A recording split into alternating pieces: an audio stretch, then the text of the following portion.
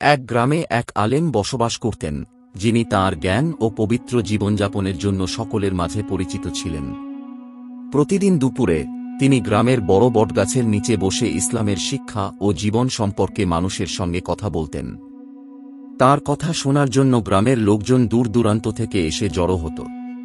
একদিন বিকেলে গাছের নিচে বসে আলেম বলছিলেন, ইসলাম শান্তির ধর্ম।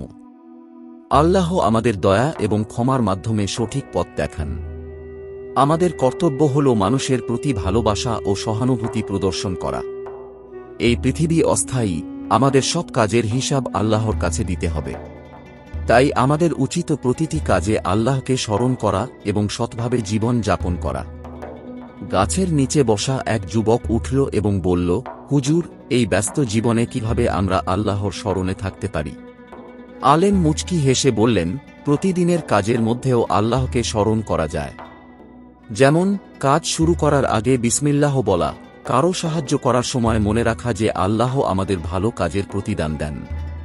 এছাড়া নিয়মিত নামাজ পড়া, কোরআন তিলাওয়াত করা এবং অন্তরে আল্লাহর প্রতি কৃতজ্ঞ থাকা, এইসব ছোট ছোট কাজের মাধ্যমেই আল্লাহর স্মরণে থাকা সম্ভব।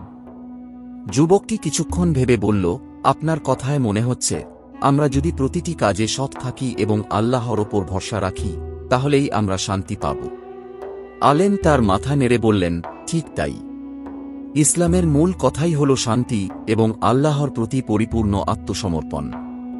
আল্লাহ আমাদের জীবনের প্রতিটি ক্ষেত্রে পরীক্ষা করেন, আর আমাদের উচিত তাঁর উপর ভরসা রেখে জীবনের প্রতিটি পরীক্ষায় উত্তীর্ণ হওয়া।